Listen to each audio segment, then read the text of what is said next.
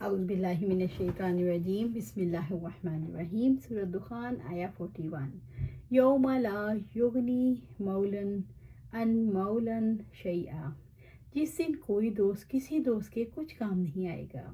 اس دن کوئی رشتہ دار کسی رشتہ دار کے دوست کے کام نہیں آئے گا، جیسا کہ رب العزت سورۃ ممتحنہ میں فرماتے ہیں، تمہاری رشتہ داریاں اور تمہاری اولاد قیامت کے دن تمہیں ہرگز فائدہ نہ دیں گے، وہ تمہارے درمیان فیصلہ کر دے گا، اور اللہ تعالیٰ اسے خوب دیکھنے والا ہے جو تم عمل کرتے ہو۔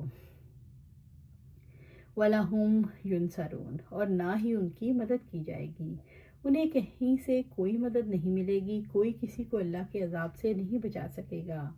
اسی طرح اللہ سبحانہ تعالیٰ سورۃ معارج میں فرماتے ہیں، اور کوئی دلی دوست کسی دلی دوست کو نہ پوچھے گا، حالانکہ وہ انہیں دکھائے جائیں گے۔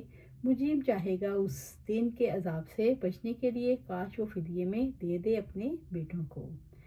اسی طرح سورۃ بقرہ میں اللہ سبحانہ تعالیٰ فرماتے ہیں، اور ڈرو اس دن سے جب کوئی جان کسی جان کے کچھ بھی کام نہ آئے گی، اور نہ اس سے کوئی سفارش قبول کی جائے گی، اور نہ اس سے کوئی فدیہ لیا جائے گا، اور نہ ان کی مدد کی جائے گی۔ سورۃ دخان آیا 42 الا من رحم اللہ، مگر وہی جس پر اللہ نے رحم کیا، مگر جس پر اللہ سبحانہ تعالیٰ مہربانی فرمائے، وہ غالب مہربان ہے۔ بس یہی لوگ ہوں گے جو فائدہ اٹھائیں گے اور اللہ تعالیٰ کی رحمت سے بلند مراتب پر فائز ہوں گے، جس کو انہوں نے دنیا کے اندر مراتب کے حصول کا سبب بنایا اور اس کے لیے پوری کوشش کی۔ انہ هو العزیز الرحیم، یقیناً وہی سب پر غالب نہایت رحم والا ہے، یعنی اللہ تعالیٰ بڑے غلبے والا اپنے دشمنوں سے انتقام لیتا ہے اور اپنے اولیاء کے ساتھ رحیم ہے۔ سورۃ دخان آیا 43 ان شجرۃ الزقوم، یقیناً زقوم کا درخت، قیامت کے دن مشرکوں کو گناہوں کی سزا کے طور پر زقوم کا درخت کھانے کو ملے گا۔ اس کا ذائقہ بدبودار پیپ کی مانند ہے، بد ذائقہ اور سخت گرم ہوگا، دنیا میں گناہوں میں لتھڑے ہوئے ہوں گے۔ استغفر اللہ استغفر اللہ۔ سورۃ دخان آیا 44 طعام الاسیم، گناہ گار کا کھانا ہے، یعنی زقوم کا پھل گناہ گاروں کا کھانا ہے۔ اللہ سبحانہ تعالیٰ سورۃ صافات میں فرماتے ہیں، کیا یہ ضیافت اچھی ہے یا تھور کا درخت؟ یقیناً ہم نے اسے ظالم لوگوں کے لیے فتنہ بنایا ہے۔ یقیناً وہ ایک درخت ہے جو دوزخ کی تہہ سے نکلتا ہے، اس کا خوشہ ایسا ہے گویا وہ شیاطین کے سر ہیں، بس بلا شبہ وہ اس میں سے یقیناً کھانے والے ہیں، پھر اسی سے پیٹ بھرنے والے ہیں، پھر یقیناً اس پر ان کے لیے کھولتے ہوئے پانی کی آمیزش ہے۔ ابن عباس رضی اللہ تعالیٰ عنہ سے روایت ہے کہ آپ صلی اللہ علیہ وسلم نے آیت پڑھی، یعنی اللہ سے ڈرو جیسا کہ اس سے ڈرنے کا حق ہے، اور تمہیں موت نہ آئے مگر اس حال میں کہ تم مسلمان ہو۔ آپ صلی اللہ علیہ وآلہ وسلم نے فرمایا، اگر زقوم کا ایک قطرہ بھی دنیا کے گھر میں ڈبکا دیا جائے تو اہل دنیا پر ان کی معیشت بگڑ جائے، پھر اس کا کیا حل ہوگا جس کی وہ غذا ہوگی۔ استغفر اللہ۔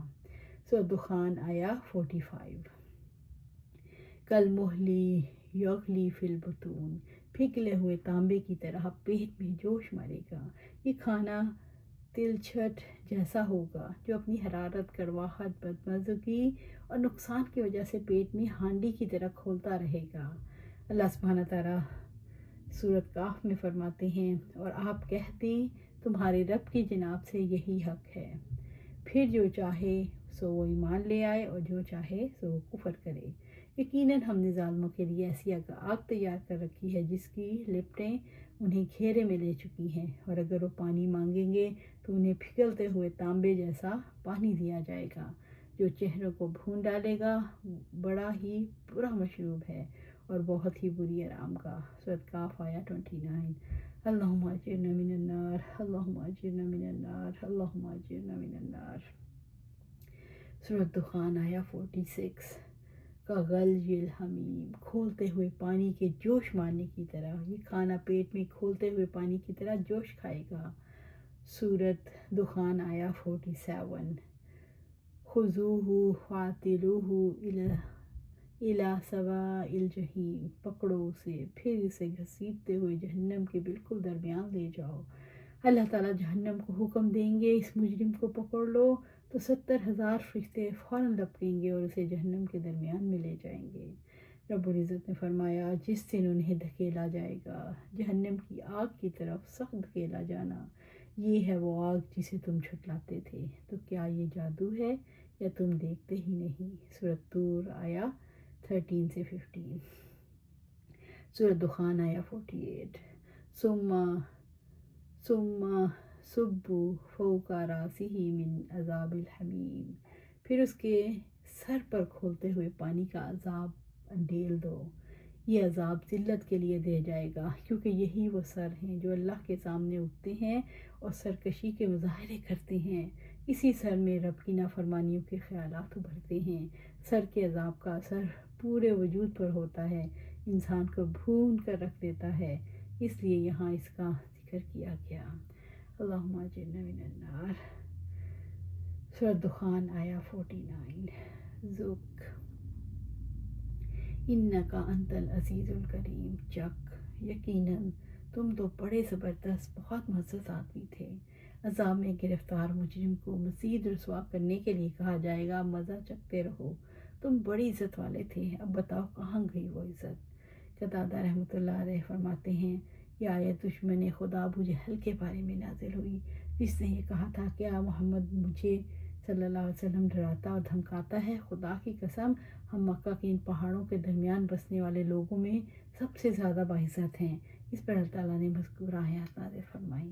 اکرمہ رضی اللہ تعالیٰ عنہ فرماتے ہیں نبی صلی اللہ علیہ وسلم کی ابو جہل سے ملاقات ہوئی تو ابو جہل نے کہا آپ کے علم میں ہے کہ میں اہل بطحہ میں سب سے زیادہ طاقتور ہوں اور میں عظیم و کریم ہوں۔